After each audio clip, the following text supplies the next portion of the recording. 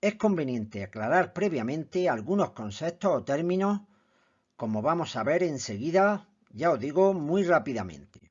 Tenemos que ver que la población es el conjunto de elementos que poseen una característica o propiedad común y que constituyen la totalidad de todos los individuos que son de nuestro interés, que interesan para nuestro estudio. Normalmente, lo que nos interesa estudiar es algún valor que caracteriza a la población.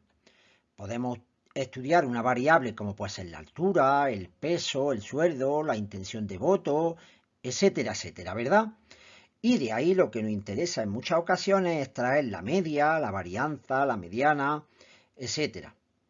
Pues a estos valores que se refieren a la totalidad de la población, importante esto, que se refieren a la totalidad de la población, se les conoce como parámetros poblacionales y en su notación es común utilizar el alfabeto griego.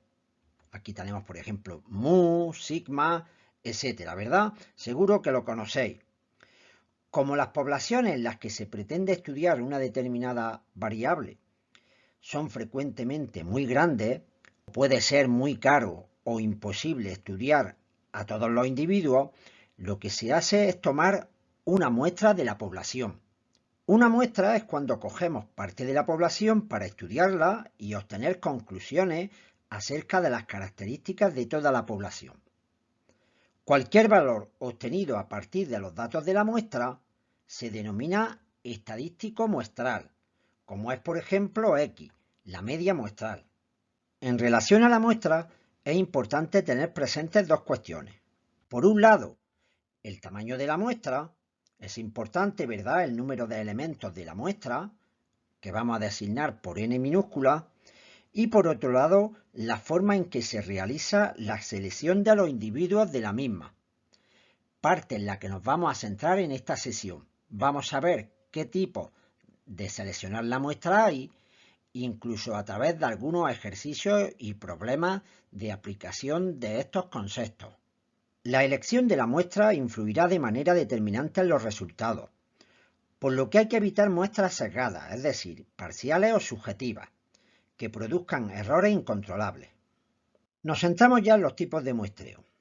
El tipo de muestreo más importante es el muestreo aleatorio, en el que todos los elementos de la población tienen la misma probabilidad de ser extraídos, aunque dependiendo del problema y con el objetivo de reducir los costes o aumentar la precisión, otros tipos de muestreo pueden ser considerados. Nosotros vamos a distinguir los siguientes tipos de muestreo que son los que a vosotros os interesan. En este primer tipo de muestreo, el muestreo aleatorio simple, lo que vamos a hacer es seleccionar los elementos que forman la muestra entre todos los elementos que forman la población, pero se va a hacer de una forma que todos los elementos, los individuos, tengan la misma probabilidad de ser elegidos. En la práctica lo que hacemos es enumeramos los individuos. Fijaros que ahí ya los tenemos enumerados. Tenemos una población N mayúscula formada por 18 individuos. Y ahora nosotros vamos a extraer de ahí una muestra. En este caso queremos una muestra de 6 individuos. Por tanto, lo que hacemos es preparar, por ejemplo, 18 bolas y a modo de sorteo, de forma totalmente fortuita, extraemos 6 bolas. De modo que procedemos, extraemos nuestras 3 primeras bolas, aquí tenemos, a continuación otras 3 y ya tendríamos todos los individuos que conforman nuestra muestra de 6 elementos. Y así como habéis visto, de esta forma tan simple, nunca mejor dicho, tenemos ya desarrollado nuestro muestreo aleatorio simple. En esta imagen os dejo parte de lo que os acabo de contar del muestreo aleatorio simple por si queréis tomar nota de una forma más tranquila. En este segundo tipo de muestreo, el muestreo aleatorio sistemático, elegimos un primer individuo al azar, pero ahora veremos cómo exactamente. Y a partir de él, a intervalos constantes k, se elige el resto de elementos hasta completar nuestra muestra. Lo vamos a ver con un ejemplo muy concreto. Aquí tenemos nuestra población, que vuelve a ser de 18 elementos. Y nosotros queremos extraer una muestra, en este caso nuevamente, de 6 elementos. Pues nosotros lo que vamos a hacer primero es establecer cuál va a ser nuestro intervalo K. Nuestro intervalo K se obtiene dividiendo el número de elementos de la población entre el número de elementos de la muestra. En este caso, 18 entre 6. De modo que ya sabemos que nuestro intervalo para elegir el resto de elementos, una vez elegido el primero, va a ser 3. ¿Y cómo elegimos el primer elemento? Pues fijaros, siempre va a ser al azar, pero entre el primero de los elementos y K. En este caso, ¿qué quiere decir eso? Que vamos a elegir al azar nuestro primer elemento estará entre 1 y 3, siempre entre el primer elemento y el valor de K. Y ahora sorteamos, supongamos que ha salido el elemento número 2 y a partir de este primer elemento número 2, ya sí completamos nuestra muestra sumando al primer término K y al segundo K, al tercero K, así hasta llegar al total de elementos que forman nuestra muestra.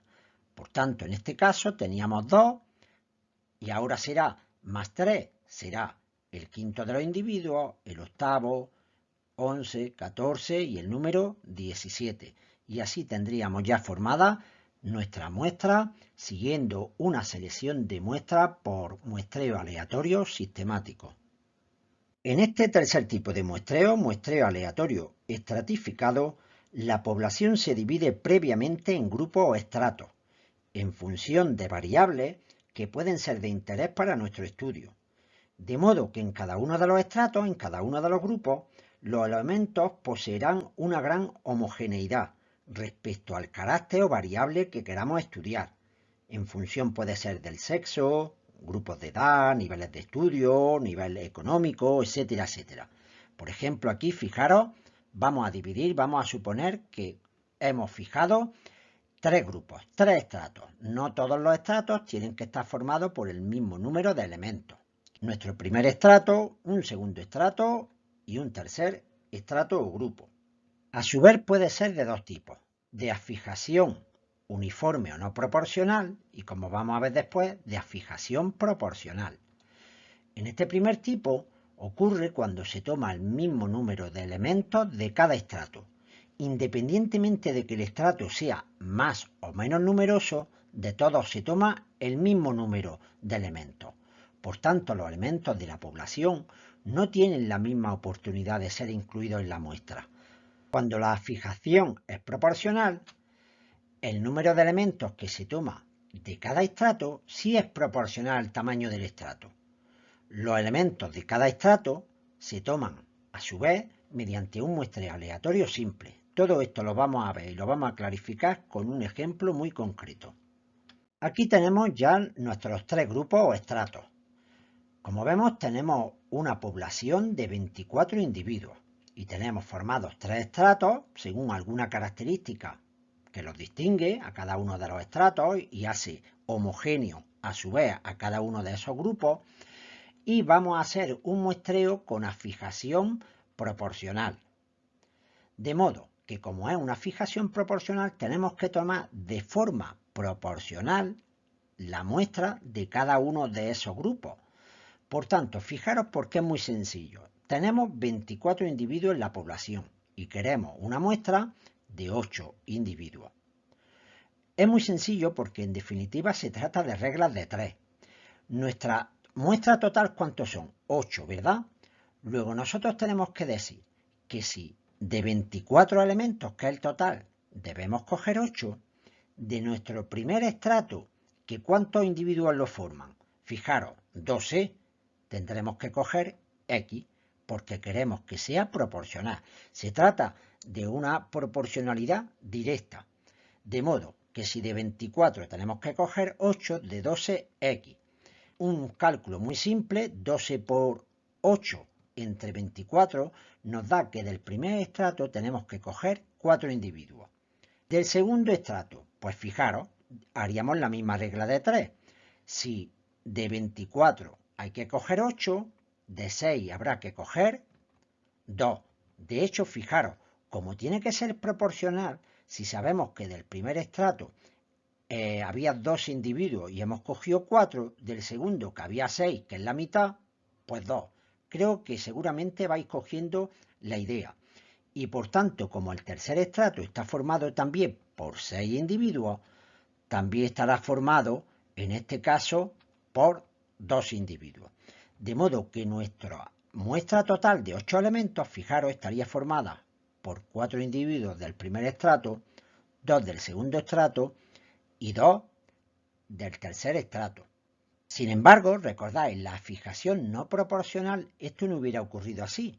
De cada estrato se hubieran tenido que coger el mismo número de elementos. Por eso se dice que es a fijación no proporcional.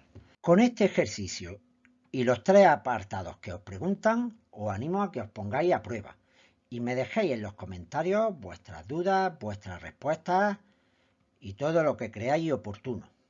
Pasamos ya al último tipo de muestreo que vamos a ver. Eso sí, llegado este momento te animo a que me dejes tu like y que si no estás suscrito al canal es un buen momento para hacerlo. Puedes compartir este material porque todo ello ayuda a la creación de nuevos contenidos. Fijaros, en este muestreo aleatorio por conglomerado es muy similar al anterior. Simplemente la diferencia es que dividimos nuestra población total en un número determinado de grupos, antes los llamábamos estratos, en este caso se dice en un número determinado de grupos o conglomerados. Y la diferencia es que antes, a su vez, de cada estrato seleccionábamos individuos, ¿verdad?